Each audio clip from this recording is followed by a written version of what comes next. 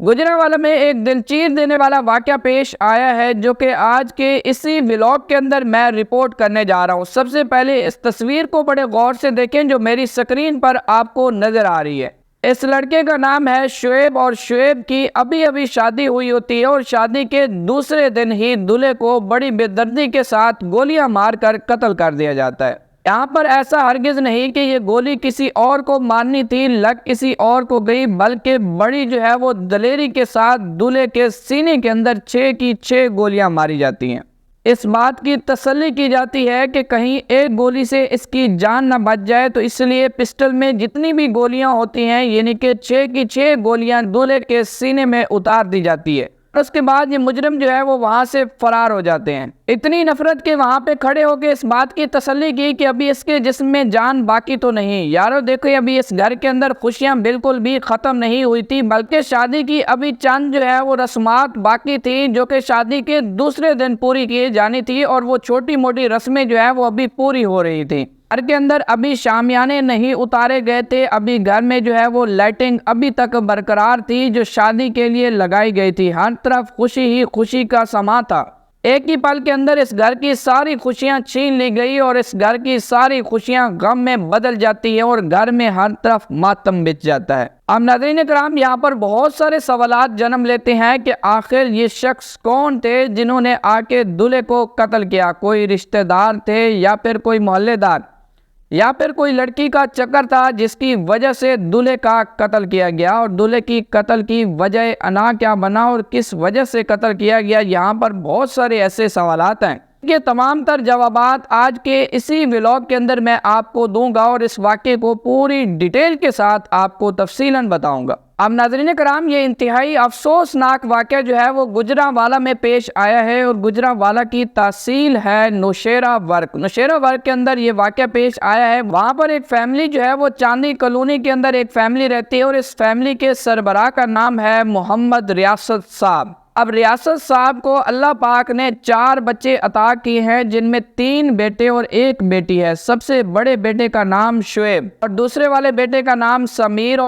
और तीसरे वाले बेटे का नाम जुबैर, और आखिर पर आती है इनकी बेटी जो सबसे छोटी थी। रियासत साहब जो है वो बड़े ही शरीफ और मुअज़्ज़ब किस्म के आदमी हैं। सारी जिंदगी मेहनत मुशक्कत करके इन्होंने अपने बच्चों का पेट पाला है। अब जो रियासत साहब थे उन्होंने सारी जिंदगी के अंदर जो जमा पूंजी इकट्ठी की थी, एक दिन क्या होता है कि वो अपनी सारी जिंदगी की जमा पूंजी इकट्ठी करके अपने सबसे बड़े बेटे शुएब के ऊपर लगा देते हैं कि वो शुएब को दुबई भेजने के लिए अपने सारे पैसे इकट्ठे करते हैं और शुएब को दुबई भेजते हैं ताकि शुएब जो है वो दुबई में जाकर वेल सेटल हो जाए। इसके बाद हमारे घर के हालात बदल जाएंगे। और शुएब ऐसा ही करता है कि अपने वालिद के कहने के ऊपर दुबई काम करने के लिए चला जाता है और वहां पर जाके बड़ी ही मेहनत करता है, बड़ी मुशक्कत करता है। शुरू के अंदर मुश्किलात आती हैं, लेकिन आखिरकार शुएब जो है वो चंद महीनों के अंदर ही वहां पर सेटल हो जाता है। अब शुएब के अच्छे खासे पैसे आने लग जाते हैं। सबसे पहले शुएब क्या काम करता है कि अपने घर के अंदर रेनोवेशन कराता है, डेंटिंग पेंटिंग हर तरह की जो है वो घर की सेटिंग कराता है। इस बात से वालिद जो है वो बहुत खुश होता है जब घर की मुकम्मल तरह से सेटिंग हो जाती है। और इसी तरह शुएब को 2 साल भी गुजर जाते हैं दुबई में काम करते करते। अब शुएब जो है वो अपने भाई समीर को सेटल करने के लिए अब समीर का वीज़ा भी भेजता है। समीर की डॉक्यूमेंटेशन के सारे काम मुकम्मल किए जाते हैं और समीर भी दुबई जाकर जो है वो अपने भाई का बाजू बन जाता है। ये दोनों भाई जो है वो मिलकर बड़ी ही मेहनत करते हैं और अपने बाप को पैसा भेजते हैं, जिसके बाद जो है वो का वालिद इनसे बहुत ही खुश होता है। बैठकर शुएब के लिए बहुत दुआएं करता है, समीर को बहुत दुआएं देता है कि अल्लाह पाक मेरे बच्चों की लंबी जिंदगी दे। मेरे बच्चों ने मेरे घर के हालात जो है वो टाल दिए।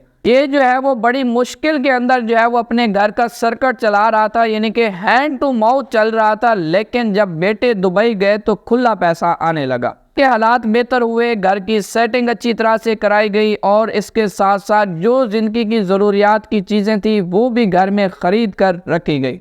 जब ये दोनों भाई दुबई में सेटल हो जाते हैं और अपनी अच्छी ज़िंदगी गुजारने लग जाते हैं, तो उसके बाद इन दोनों भाइयों को इस बात का ख्याल आता है कि हमारा सबसे छोटा भाई ज़ुबैर जो है वो क्यों ना उसको भी सेटल किया जाए। अब ये दोनों भाई जो है वो पैसा लगाकर ज़ुबैर के डॉक्यूमेंट्स मुकम्मल करते हैं। इसके बाद ज़ुबैर को भेजा जाता है सऊदीया काम करने के लिए और ज़ुबैर भी वहाँ पर जाकर बड़ी ही मेहनत करता है। वहाँ पर मेहनत करने के बाद काफ़ी दिन मुश्किल में भी इसके आते हैं। मुश्किल के दिन ज़ुबैर के टलते हैं तो उसके बाद ज़ुबैर भी अपने वालिदैन को पैसा भेजना शुरू करता है। असद साहब के तीनों बेटे जो है वो बाहर सेटल होते हैं, वहाँ से काफ़ी मिकदार में पैसा भेजते रहते हैं, जिसके बाद रियासत साहब अपने इलाके के अंदर ठाट बाट की ज़िंदगी गुजारने लग जाते हैं। यानी कि अब रियासत साहब के पास खुला डुल्ला पैसा आ जाता है। हर तरह की जो है वो खुशियाँ रियासत साहब को मिल जाती हैं। रियासत साहब बैठकर जो है वो अब सिर्फ अपने बच्चों की लंबी ज़िंदगी की दुआएं करते हैं और अल्लाह पाक इनकी दुआएं कबूल भी करता है और भाइयों को बड़ा ही रंग लगाता है। तीनों भाई जो है वो बड़ा ही पैसा कमाते हैं और ये पैसा कमा कमा के अपने वालिद को भेजते रहते हैं। रियासत साहब के तीनों बच्चे जो थे वो वेल सेटल हो चुके थे। अब रियासत साहब शुएब को कहता है कि शुएब बच्चे, तुमने अब बड़ी ही कमाई कर ली, अब तुम्हारी शादी का वक्त आ गया है। अब ऐसा करते हैं कि तुम्हारी शादी कर लेते हैं। अगर कोई लड़की तुम्हारी नज़र में हो या किसी लड़की के साथ तुम्हारा राब्ता हो तो मुझे ज़रूर बताओ, ताकि मैं उसके घर जाकर तुम्हारा रिश्ता ले सकूँ और उसके बाद तुम्हारी शादी कर देते हैं। अब शुएब आगे से अपने वालिद को ये जवाब देता है कि अब्बा जान, ऐसी कोई भी बात नहीं, ना ही मेरा किसी लड़की के साथ राब्ता है और ना ही कोई लड़की मुझे पसंद है। जो भी लड़की आप ढूंढेंगे वो मुझे पसंद है और मैं इसे कबूल कर लूँगा और इसी के साथ ज़िंदगी गुजारने लग जाऊँगा। वालिद ये बात अपने बेटे के मुंह से सुनता है तो उसके बाद रियासत साहब भी बड़ा ही खुश होता है और शुएब से बड़ा ही राजी था और शुएब को बड़ी ही दुआएं देता है, जो कि पहले भी शुएब को दुआएं देता था और अल्लाह पाक ने शुएब को बड़ा ही रंग लगाया था। इसके बाद रियासत साहब और रियासत साहब की बेगम जो है वो क्या काम करती हैं कि शुएब के लिए रिश्ता जो है वो ढूंढने लग जाते हैं। एक जगह रिश्ता देखते हैं, दूसरी जगह रिश्ता देखते हैं और आखिरकार इनको एक लड़की मिल जाती है। ये लड़की इन्हें बहुत ज्यादा पसंद आती है और उसके बाद इस लड़की की फोटो जो है वो शुएब को भेजी जाती है कि शुएब बेटा, इस लड़की का फोटो देख लो। इस लड़की का फोटो देखता है और उसके बाद यही जवाब देता है कि अगर आपको पसंद है तो मुझे भी पसंद है और मुझे कोई इतराज नहीं इस लड़की के लिए। और शुएब की इस जवाब के बाद वालिद जो है वो बड़ा ही खुश होता है और लड़की वालों के घर जो है वो शुएब का वालिद जाता है और उसकी वालदा जाते हैं। मुंह मिठा किया जाता है, लड़की के मुंह में मिठाई रखी जाती है और उसके हाथ पर चंद पैसे रखे जाते हैं और इसके बाद लड़की के वालिदैन को ये कहते हैं कि आज से ये हमारी बेटी है और हमारी अमानत है, आपके पास बहुत जल्द जो है वो हम इसे ले जाएंगे। अब लड़की के ख़ानदान वालों को कोई भी इतराज़ नहीं था कि लड़के जो है वो शरीफ हैं, ना कोई नशा करते हैं, बल्कि बैन सेटल है, अच्छा रोज़गार कमाते हैं। दोनों ख़ानदान को कोई भी इतराज़ नहीं होता और उसके बाद शादी की डेट फिक्स कर दी जाती है। शादी की डेट फिक्स की जाती है 23 अक्टूबर, यानी कि जुमेरात वाले दिन जो है वो मेहंदी का दिन रखा जाता है और उसके बाद 24 अक्टूबर को जो है वो बारात का दिन रखा जाता है और 25 अक्टूबर को वलीमे का दिन रखा जाता है। अब शादी की डेट जब रख दी जाती है तो उसके बाद वालिदैन शुएब को ये कॉल करके बताते हैं कि बेटा, हमने ये शादी की डेट जो है वो रख दी है। इसके बाद शुएब भी बड़ा ही मुतमैन होता है और बड़ा ही खुश होता है और शुएब जो है वो अपने सबसे छोटे भाई ज़ुबैर को कॉल करके ये बताता है कि ज़ुबैर, तुम जो है वो छुट्टी लेकर जो है वो फौरन पाकिस्तान पहुंचो। अब ज़ुबैर जो है वो अपने भाई के कहने के ऊपर और वालिदैन के कहने के ऊपर फौरी तौर पे छुट्टी अप्लाई करता है और सऊदीया से फौर पाकिस्तान पहुंचकर जो है वो सारे घर के सिस्टम को देखने लग जाता है।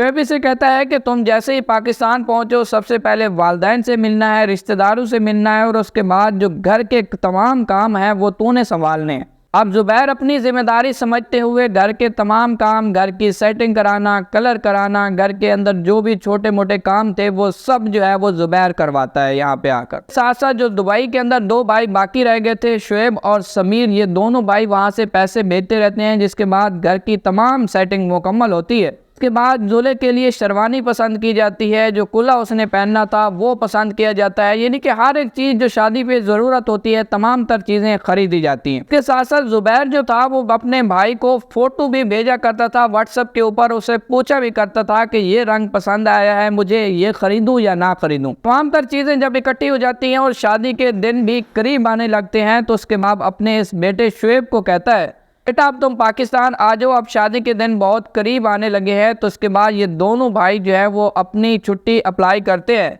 जिसके बाद इन दोनों भाइयों को छुट्टी भी मिल जाती है और ये फौरी जो है वो अपनी शादी के लिए जो है वो पाकिस्तान आ जाते हैं। शुएब जिससे वालिदैन बड़े ही राजी थे, बड़े ही खुश थे। शुएब आकर अपने वालिदैन को गले लगाता है और उसके बाद आते ही ये पूछता है, मेरी शेरवानी कहाँ है, मेरा खुस्सा कहाँ है, वो सेरे कहाँ है जो तुम लोगों ने मेरे लिए खरीदे हैं, ताकि मैं उसे देखूं तो सही वो रंग मेरे ऊपर अच्छा लगता है कि नहीं। और उसके बाद शुएब उसको देखता है, बड़ा ही खुश था शुएब अपनी शादी के लिए। डेट आ जाती है शादी की, जो 23 अक्टूबर जुमेरात वाले दिन मेहंदी थी। मेहंदी का फंक्शन भी बड़ी खुशी के साथ अटेंड होता है और उसके बाद बारात का फंक्शन और उसके साथ साथ जो है वो वलीमे का फंक्शन भी बड़ा ही खुशी के साथ जो है वो बड़े ही धूमधाम से अटेंड किया जाता है। वालिदैन भाई सब मिलकर बड़े ही खुशी मनाते हैं और बड़ा ही पैसा लगाया जाता है शुएब की शादी के ऊपर, क्योंकि तीनों भाई जो थे वो बारूने मुल्क सेटल थे और अच्छा खासा ये पैसा कमा के वहां से लाए थे। और इसके बाद इन्होंने शुएब की शादी के ऊपर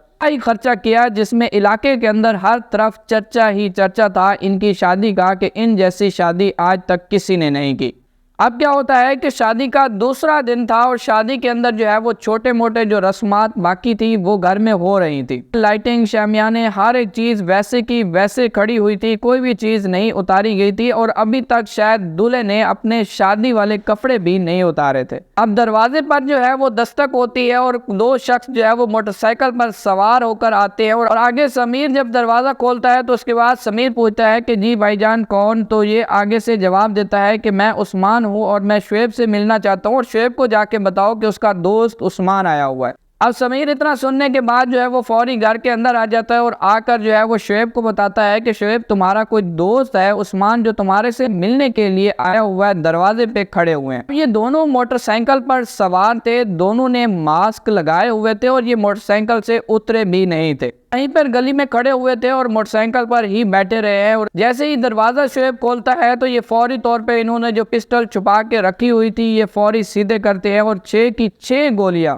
शुएब के सीने में मार कर ये वहां से फरार हो जाते हैं। और उसके बाद जब गोलियों की आवाज घर में गूंजती है और मोहल्ले में गूंजती है तो समीर भागकर दरवाजे की तरफ आता है। अब समीर जब भागकर दरवाजे की तरफ आता है तो क्या देखता है कि शुएब तो लहूलुहान हुआ पड़ा है और शुएब तड़प रहा है। अब ये समीर और जुबैर दोनों भाई जो हैं वो 1122 को कॉल नहीं करते, 15 पर भी कॉल नहीं करते और किसी भी इदारे का इंतजार नहीं करते, बल्कि ये दोनों भाई फौरी बाइक निकालते हैं और अपने भाई को गोद में लेते हैं और मोटरसाइकिल भगा के रखते हैं अस्पताल की तरफ। से ये गुजरांवाला DHQ अस्पताल पहुंचते हैं तो वहां पर डॉक्टर इन्हें ये बताते हैं बड़े ही अफसोस के साथ, माजरत जो है वो मरीज को आप जब रास्ते में लेके आ रहे थे इसकी रास्ते के अंदर ही मौत वाक़ई हो गई है। जब ये दोनों भाई खबर सुनते हैं तो दोनों भाई जो है वो हक्के बक्के रह जाते हैं कि अब हमारे दरमियान शुएब नहीं रहा, चीखने लग जाते हैं, चिल्लाने लग जाते हैं। जिसके बाद अस्पताल का अमला इन्हें इस बात की तसल्ली देता है कि जो होना था अब वो हो गया है। अब यहाँ पर मैं आपको ये बताता चलूं, जो जुबैर था जो पीछे अपने भाई को गोद में लेके बैठा हुआ था मोटरसाइकिल पर, वो कहता है कि जब हम रास्ते में जा रहे थे तो मेरा भाई शुएब कहता है कि यार मुझे बचा लो, मुझे बड़ी ही तकलीफ हो रही है। और आप देखें कि अगर किसी की उंगली कट जाती है तो उसे कितना तकलीफ होती है और एक गोली नहीं बल्कि जिसको 6 गोलियां मारी गई हो तो उसे कितनी तकलीफ हो रही होगी और उसको कितनी तकलीफ हो रही होगी। और ये जुबैर का कहना था कि शुएब जो है वो इस तरह कहता रहा है मुझे रास्ते के अंदर। नाज़रीन कराम, अब जो है वो इस सारे वाक़े की एक रिपोर्ट जो है वो पुलिस में दर्ज की जाती है, जो कि नामालूम अफराद के खिलाफ जो है FIR दर्ज होती है थाने के अंदर। जिसके बाद पुलिस जो है वो अब तशवीश का काम शुरू करती है। पुलिस जो है वो पूछती है कि वालिदैन से क्या आपको किसी के ऊपर शक था, किसी की दुश्मनी थी आपके बेटे के साथ। ये ऐसा सारा कुछ हो गया। अब जो वालिद रियासत साहब थे उनका कहना था कि मेरे बेटे तो बीबे बेटे थे, मेरे बेटों का किसी के साथ कोई भी झगड़ा नहीं था, मेरे बेटों का किसी के साथ लेन देन का मामला था और ना ही मेरे बेटों का किसी के साथ लड़कियों का कोई चक्कर था। कि ये तीनों मेरे बेटे जो हैं वो बाहर रहते हैं और पिछले 10 साल से ये बाहर काम कर रहे थे, ये तो शादी पर आए थे, इनका किसी के साथ कोई भी झगड़ा नहीं था। अब रियासत साहब पुलिस को ये बताते हैं कि मेरे बेटों ने तो कभी किसी के साथ झगड़ा नहीं किया, कभी किसी के साथ तल्ख कलामी नहीं की और बल्कि ये शुएब तो बड़ा ही शरीफ आदमी था, ये मेरा सबसे शरीफ बेटा था और मेरे इस बेटे का कोई भी कसूर नहीं था। इसके वालिदैन का कहना है कि हमारी किसी के साथ कोई भी दुश्मनी नहीं है। अब शुएब के वालिदैन ये बताते हैं कि हम किसी के ऊपर कोई भी नाजायज़ पर्चा नहीं देंगे और ना ही हमें किसी के ऊपर कोई शक है। अब पुलिस इस बात को इन्वेस्टिगेशन कर रही है और यहाँ तक है इस केस की तमाम तर सूरत हाल और इस केस के मुतालिक अगर कोई भी अपडेट आती है आपको ज़रूर बताऊंगा और इसके मुतालिक एक और वीडियो भी ज़रूर आएगी, आपने उस वीडियो को भी पूरा देखना है। बाकी आप लोग इस केस के मुतालिक क्या राय रखते हैं, अपनी कीमती राय का कमेंट सेक्शन में ज़रूर इजहार कीजिएगा। इसके साथ अपने मेज़बान को दीजिए इजाज़त, मिलते हैं नेक्स्ट वीडियो में, तब तक के लिए अल्लाह हाफ़िज़।